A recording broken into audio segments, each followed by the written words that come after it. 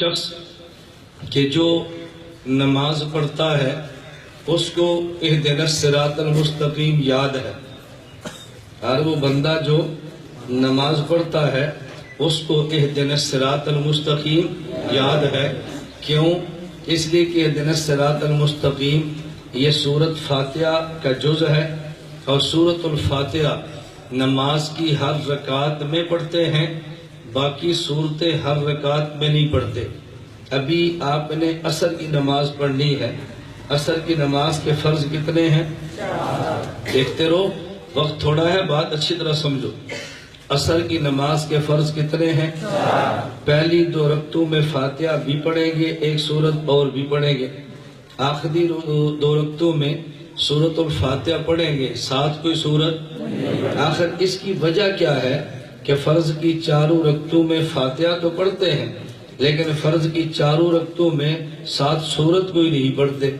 2 میں پڑھتے ہیں اور 2 میں نہیں پڑھتے.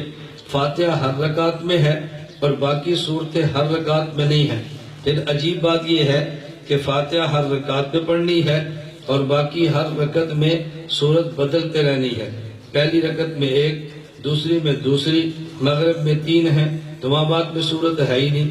عشاء کے وتر ہیں تو 3 میں صورت پڑھنی ہے، پہلی میں الگ، دوسری میں الگ، تیسری میں الگ. وتر کی رکعتیں کتنی ہیں؟ توجہ رکھنا، کتنی ہیں؟ ایک آسان دلیل یاد رکھنا. ہم کہتے ہیں کہ وتر کی رکعتیں 3 ہیں. کوئی بندہ آپ سے کہے گا کہ وتر کی رکعت 1 ہے، آپ آسان دلیل اس کو پیش کرنا کہ دیکھو ہم وتر کی 3 رکعت کے قائل ہیں، تو وتر کی کون سی رکعت میں کون سی سورت پڑھنی چاہیے یہ حدیث ہم دکھاتے ہیں. ترمذی میں روایت موجود ہے، رسول اللہ صلی اللہ علیہ وسلم وتر پڑھتے، پہلی رکعت میں سبح اسم ربک الاعلی پڑھتے، دوسری میں قل یا ایھا الکافرون پڑھتے، اور تیسری میں قل ھو اللہ احد پڑھتے. تو 3 رکعتیں اور 3 صورتیں یہ ہم نے بتائی ہیں. اگر آپ کہتے ہیں 1 صورت ہے 1 رکعت ہے تو 1 رکعت 1 صورت یہ تم دکھا دو. آسان سوال ہے کہ نہیں؟ ہم کتنی رکعتیں پڑھتے ہیں؟ تو 3 رکعتوں میں صورتیں کتنی؟ 1 رکعت میں صورتیں کتنی؟ اسے کو بھی ہم نے حدیث دکھائی، اللہ کی نبی نے 3 رکعتیں پڑھی اور 3 صورتیں پڑھی. تم دکھاؤ کہ اللہ کی نبی نے 1 رکعت پڑھی اور 1 صورت پڑھی. یہ کوئی مشکل بات تو نہیں ہے نا؟ جنازے کی نماز ہوتی ہے اور جنازے کے بعد جھگڑا پڑ جاتا ہے کہ دعا مانگے نہ مانگے. اس پہ جھگڑا نہ کیا کریں. ایک شخص مجھے کہنے لگا کہ مولانا صاحب جنازے کے بعد دعا مانگنی چاہیے. میں نے کہا آپ بتاؤ. مجھے کہتا ہے جی مانگنی چاہیے. میں نے کہا چلو مانگ لیتے ہیں. اچھا مجھے یہ بتاؤ کہ جنازے کے بعد دعا مانگنا سنت ہے؟ مجھے کہتے ہیں سنت ہے. تو میں نے کہا اللہ کے نبی نے دعا کون سی مانگی ہے؟ الفاظ تم بتا دو، مانگ میں لیتا ہوں. اور جی اللہ کے نبی نے فرمایا نہیں اذا صلیتم علی المیت فاخلصوا له الدعاء کہ جب جنازہ پڑھو تو دعا مانگو. تو میں نے کہا اللہ کے نبی نے اگر فرمایا تو دعا بھی تو مانگی ہوگی نا. اگر آپ نے فرمایا دعا مانگو تو خود بھی تو مانگی ہوگی نا. تو مجھے بتا وہ کون سی مانگی ہے؟ الفاظ تو بتا دے، ہم مانگ لیتے ہیں. تو اگر الفاظ ثابت نہیں ہیں اس کا مطلب آپ نے مانگی بھی نہیں ہے. ہم تبلیغ میں نکلتے ہیں، آپ بھی نکلتے ہوں گے، اللہ توفیق عطا فرمائے. اب تبلیغ میں جاؤ تو سکھاتے ہیں کہ جب کھانا کھانے لگو تو دعا سنت ہے. کون سی؟ بسم اللہ. کھانا کھا لو تو دعا سنت ہے. کون سی؟ اور کسی کے دعوت کھاؤ تو دعا سنت ہے. کون سی؟ اللہ ماتے. بیت الخلاء میں جاؤ تو دعا سنت ہے. کون سی؟ جی اللہم انی اعوذ. بیت الخلاء سے نکلو دعا سنت ہے. کون سی؟ حتیٰ کہ شوہر اپنی بیوی کے پاس جائے تو دعا سنت ہے. کون سی؟ ہم وہ لفظ بھی بتاتے ہیں کہ اگر جنازے کے بعد دعا سنت ہے تو لفظ آپ بتا دو. جب لفظ نہیں ہے تو پھر مانو کہ سنت نہیں ہے، پھر کیوں جھگڑتے لڑتے ہو؟ تو یہ کوئی لڑنے کی بات تو نہیں ہے، بڑے آرام سے بات سمجھ آتی ہے. میں سمجھا یہ رہا تھا کہ سورۃ الفاتحہ ہر رکعت میں کیوں ہے. نکتہ سمجھ لیں.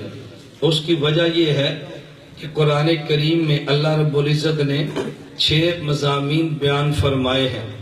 نمبر 1 توحید، نمبر 2 رسالت، نمبر 3 قیامت، نمبر 4 احکام، نمبر 5 ماننے والے، نمبر 6 نہ ماننے والے. کتنے مضامین؟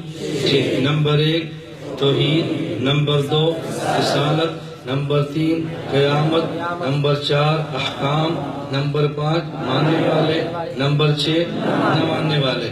یہ 113 صورتوں میں اللہ رب العزت نے تفصیلاً بیان فرمائے ہیں، اور ان تمام کو اجمالاً سورۃ الفاتحہ میں بیان فرمایا.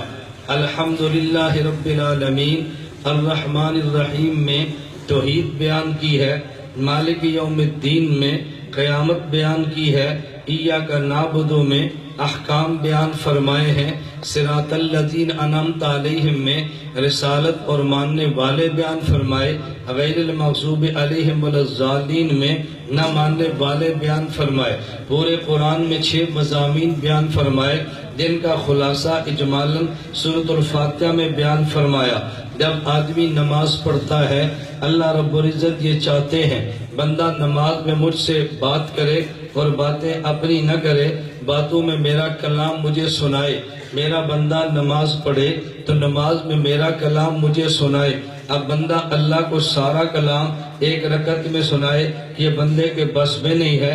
اس لیے اللہ نے آسان فرما دیا کہ تم ہر رکعت میں فاتحہ سنا دیا کرو، گویا تم نے پورے قرآن کا خلاصہ سنا دیا ہے. کچھ ساتھ بھی پڑھ دیا کرو، خلاصہ بھی بتا دیا کرو. تو جب ہر رکعت میں فاتحہ پڑھیں گے تو گویا ہر رکعت میں آپ پورے قرآن کا خلاصہ اللہ کو سنا دیتے ہیں. اس لیے ہر رکعت میں سورۃ الفاتحہ کو رکھا ہے. جو بندہ سورۃ الفاتحہ پڑھتا ہے اہدنا الصراط المستقیم بھی پڑھتا ہے، اور نماز میں اللہ سے دعا مانگتا ہے، اہدنا الصراط المستقیم، اے اللہ مجھے صراط مستقیم پر چلا دے. اور یہ دعا اللہ نے خود بتائی ہے کہ تم مجھ سے دعا مانگو. جو چیز اللہ نے دینی نہ ہو اللہ مانگنے کا طریقہ بتاتے بھی نہیں ہیں، جو چیز اللہ نے دینی ہو اللہ مانگنے کا طریقہ بتا دیتے ہیں. اللہ نے صراط مستقیم عطا فرمانا ہے تو ہمیں بتا دیا کہ تم مجھ سے صراط مستقیم مانگو، میں تمہیں صراط مستقیم پر چلا دوں گا.